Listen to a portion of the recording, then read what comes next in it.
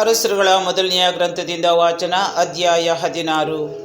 ಆಗ ಸರ್ವೇಶ್ವರ ಸ್ವಾಮಿ ಹನಾನಿಯನ ಮಗ ಯೆಹೂವಿನ ಮುಖಾಂತರ ಬಾಷನಿಗೆ ಹೀಗೆ ಹೇಳಿಸಿದರು: ನಾನು ನಿನ್ನನ್ನು ಧೂಳಿನಿಂದ ಎತ್ತಿ ನನ್ನ ಪ್ರಜೆಗಳಾದ ಇಸ್ರೇಲರ ನಾಯಕನನ್ನಾಗಿ ಮಾಡಿದೆ. ಆದರೂ ನೀನು ಯಾರೊಬ್ಬಮನ ಮಾರ್ಗದಲ್ಲೇ ನಡೆದು ನನ್ನ ಜನರಾದ ಇಸ್ರೇಲರನ್ನು ಪಾಪಕ್ಕೆ ಪ್ರೇರಿಸಿದೆ. ಅವರ ಪಾಪದ ಮೂಲಕ ನನಗೆ ಕೋಪವನ್ನೆಬ್ಬಿಸಿದೆ. ಆದ್ದರಿಂದ ನಿನ್ನನ್ನು ನಿನ್ನ ಮನೆಯವರನ್ನು ಅಳಿಸಿಬಿಡುವೆನು. ನೇಬಾಟನ ಮಗ ಯಾರೊಬ್ಬಾಮನ ಮನೆಗಾದ ಗತಿ ನಿನ್ನ ಮನೆಗೂ ಆಗುವುದು. ನಿನ್ನ ಕುಟುಂಬದವರಲ್ಲಿ ಪಟ್ಟಣದೊಳಗೆ ಸಾಯುವವರನ್ನು ನಾಯಿಗಳು ಹಾಗೂ ಅಡವಿಯಲ್ಲಿ ಸಾಯುವವರನ್ನು ಪಕ್ಷಿಗಳು ತಿಂದು ಬಿಡುವವು. ಬಾಷನ ಉಳಿದ ಚರಿತ್ರೆ ಹಾಗೂ ಅವನ ಪರಾಕ್ರಮ ಸಾಧನೆಗಳು ಇಸ್ರೇಲ್ ರಾಜರ ಇತಿಹಾಸ ಎಂಬ ಗ್ರಂಥದಲ್ಲಿ ಬರೆದಿರುತ್ತವೆ. ಅವನು ನಿಧನನಾಗಿ ಪಿತೃಗಳ ಬಳಿಗೆ ಸೇರಲು ಅವನ ಶವವನ್ನು ತಿರ್ಚದಲ್ಲಿ ಸಮಾಧಿ ಮಾಡಿದರು. ಅವನ ಸ್ಥಾನದಲ್ಲಿ ಅವನ ಮಗ ಏಲನು ಅರಸನಾದನು. ಬಾಷನು ಯಾರೊಬ್ಬಾಮನ ಮನೆಯವರಂತೆ ತನ್ನ ದುಷ್ಕೃತ್ಯಗಳಿಂದ ಸರ್ವೇಶ್ವರನನ್ನು ರೇಗಿಸಿ ಅವರ ದೃಷ್ಟಿಯಲ್ಲಿ ದ್ರೋಹಿಯಾದನು. ಆದ್ದರಿಂದಲೂ ಅವನು ಯಾರೊಬ್ಬನ ಮನೆಯವರನ್ನು ನಿರ್ನಾಮಗೊಳಿಸಿದ್ದರಿಂದಲೂ ಸರ್ವೇಶ್ವರನು ಹನನೀಯ ಮಗ ಯೆಹೂವಿನ ಮುಖಾಂತರ ಅವನಿಗೂ ಅವನ ಕುಟುಂಬಕ್ಕೂ ಸಂಭವಿಸಲಿರುವ ದುರ್ಗತಿಯನ್ನು ಮುಂತಿಳಿಸಿದ್ದರು. ಇಸ್ರಾಯೇಲಿನ ಅರಸ ಏಲನು. ಯಹೂದ್ಯರ ಅರಸ ಆಸನ ಆಳ್ವಿಕೆಯ 26ನೆಯ ವರ್ಷದಲ್ಲಿ ಬಾಷನ ಮಗ ಏಲನು ತಿರ್ಚದಲ್ಲಿ ಇಸ್ರೇಲರ ಅರಸರಾಗಿ 2 ವರ್ಷ ಆಳಿದನು. ಅವನ ಸೇವಕನು ಅವನ ರಥಬಲದ ಅರ್ಧ ಭಾಗಕ್ಕೆ ಅಧಿಪತಿಯೂ ಆಗಿದ್ದ ಜಿಮ್ರಿ ಎಂಬುವನು ಅವನಿಗೆ ವಿರುದ್ಧ ಒಳಸಂಚು ಮಾಡಿದನು. ಒಮ್ಮೆ ಅರಸನು ತಿರ್ಚದಲ್ಲಿ ತನ್ನ ಮನೆಯ ಉಗ್ರಾಣಿಕನಾದ ಅರ್ಚನೆಂಬವನ ಮನೆಯಲ್ಲಿ ಕುಡಿದು ಮತ್ತನಾಗಿದ್ದನು. ಆಗ ಜಿಮ್ರಿ ಅಲ್ಲಿಗೆ ಹೋಗಿ ಅವನನ್ನು ಕೆಡವಿ ಕೊಂದು ಹಾಕಿದನು. ಅವನಿಗೆ ಬದಲಾಗಿ ತಾನೇ ಅರಸನಾದನು. ಇದು ಜುದೇಯದ ಅರಸ ಆಸನ ಆಳ್ವಿಕೆಯ 27ನೆಯ ವರ್ಷದಲ್ಲಿ ನಡೆಯಿತು. ಇವನು ಸಿಂಹಾಸನದಲ್ಲಿ ಕುಳಿತು ಅಳತೊಡಗಿದ ಕೂಡಲೇ ಬಾಷನ ಮನೆಯವರನ್ನು ಅವರ ಬಂಧು ಮಿತ್ರರನ್ನು ಸಂಹರಿಸಿದನು. ಅವರಲ್ಲಿ ಒಬ್ಬ ಗಂಡಸನ್ನು ಉಳಿಸಲಿಲ್ಲ. ಬಾಷನು ಅವನ ಮಗ ಏಲನು ತಾವು ಪಾಪ ಮಾಡಿದ್ದಲ್ಲದೆ ಇಸ್ರೇಲರನ್ನು ಪಾಪಕ್ಕೆ ಪ್ರಚೋದಿಸಿದರು. ತಮ್ಮ ವಿಗ್ರಹಗಳಿಂದ ಇಸ್ರೇಲ್ ದೇವರಾದ ಸರ್ವೇಶ್ವರನನ್ನು ರೇಗಿಸಿದರು. ಈ ಕಾರಣ ಪ್ರವಾದಿ ಯೆಹೂವಿನ ಮುಖಾಂತರ ಸರ್ವೇಶ್ವರ ಬಾಷನ ಮನೆಗೆ ದುರ್ಗತಿಯನ್ನು ಮುಂತಿಳಿಸಿದ್ದರು. ಜಿಮ್ರಿಯು ಬಾಷನ ಮನೆಯವರೆಲ್ಲರನ್ನೂ ನಿರ್ನಾಮಗೊಳಿಸಿದಾಗ ಆ ಮಾತು ನೆರವೇರಿತು. ಏಲನ ಉಳಿದ ಚರಿತ್ರೆ ಹಾಗೂ ಅವನ ಕಾರ್ಯಕಲಾಪಗಳು ಇಸ್ರೇಲ್ ರಾಜರ ಇತಿಹಾಸ ಎಂಬ ಗ್ರಂಥದಲ್ಲಿ ಲಿಖಿತವಾಗಿವೆ. ಇಸ್ರಾಯೇಲಿನ ಅರಸ ಜಿಮ್ರಿ. ಯಹೂದ್ಯರ ಅರಸ ಆಸನ ಆಳ್ವಿಕೆಯ 27ನೇ ವರ್ಷದಲ್ಲಿ ಜಿಮ್ರಿ ಎಂಬುವನು ತಿರ್ಚದಲ್ಲಿ ಇಸ್ರೇಲರ ಅರಸನಾಗಿ 7 ದಿವಸ ಆಳಿದನು. ಆ ಸಮಯದಲ್ಲಿ ಇಸ್ರೇಲರು ಫಿಲಿಸ್ಟಿಯರ ವಶದಲ್ಲಿದ್ದ ಗಿಬ್ಬೆತೋನೆಂಬ ಪಟ್ಟಣಕ್ಕೆ ಮುತ್ತಿಗೆ ಹಾಕಿದ್ದರು. ಜಿಮ್ರಿ ಅರಸನಿಗೆ ವಿರುದ್ಧ ಒಳ ಸಂಚು ಮಾಡಿ ಅವನನ್ನು ಕೊಂದು ಹಾಕಿದನೆಂಬ ಸುದ್ದಿ ಪಾಳೆಯದಲ್ಲಿದ್ದ ಇಸ್ರೇಲರಿಗೆ ಮುಟ್ಟಿತು. ಅವರು ಅದೇ ದಿವಸ ಅಲ್ಲಿಯೇ ಸೈನ್ಯಾಧಿಪತಿಯಾದ ಓಮ್ರಿಯನ್ನು ತಮ್ಮ ಅರಸನನ್ನಾಗಿ ನೇಮಿಸಿಕೊಂಡರು.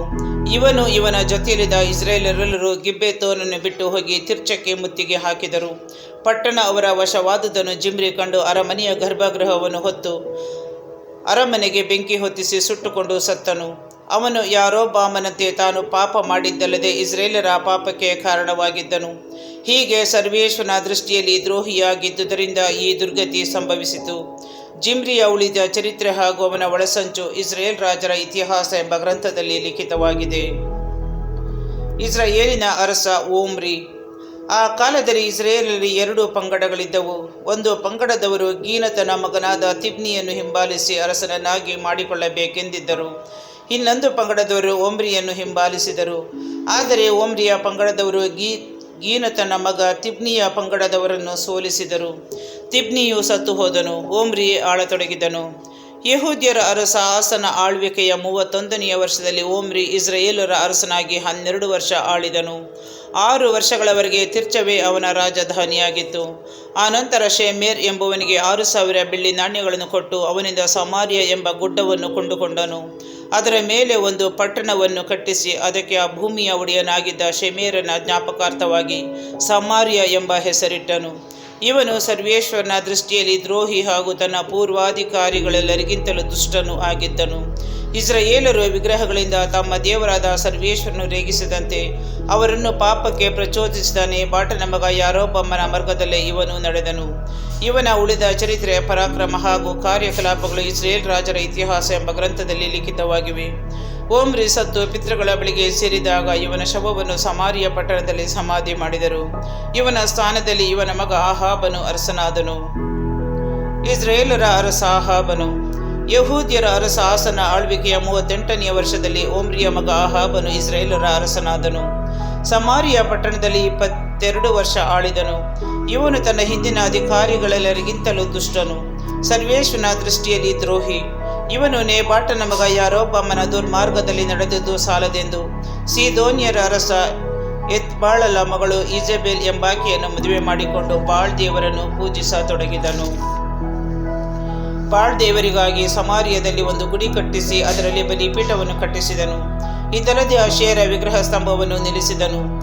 ಹೀಗೆ ಇನ್ನು ಎಷ್ಟೋ ಅಧರ್ಮ ಕೆಲಸಗಳನ್ನು ಮಾಡಿ ಮುಂದೆ ಇದ್ದ ಎಲ್ಲ ಇಸ್ರೇಲ್ ರಾಜರಿಗಿಂತಲೂ ಹೆಚ್ಚಾಗಿ ಇಸ್ರೇಲ್ ದೇವರಾದ ಸರ್ವೇಶ್ವರನನ್ನು ರೇಗಿಸಿದನು. ಇವನ ಕಾಲದಲ್ಲಿ ಬೇತೇಲಿನವನಾದ ಹಿಯೇಲನು ಜೆರಿಕೋ ಪಟ್ಟಣವನ್ನು ಕಟ್ಟಿಸಿದನು. ಅವನು ಅದಕ್ಕೆ ಅಸ್ತಿವಾರ ಹಾಕುವಾಗ ಹಿರಿಯ ಮಗನಾದ ಅಬೀರಾಮನನ್ನು ಹಾಗೂ ಅದಕ್ಕೆ ಬಾಗಿಲುಗಳನ್ನಿಡುವಾಗ ಕಿರಿಯ ಮಗನಾದ ಸೇಗೋಬನನ್ನು ಕಳೆದುಕೊಂಡನು. ಹೀಗೆ ಸರ್ವೇಶ್ವರ ನೂನನ ಮಗ ಯೆಹೋಶುವನಿಂದ ಹೇಳಿಸಿದ ಮಾತು ನೆರವೇರಿತು.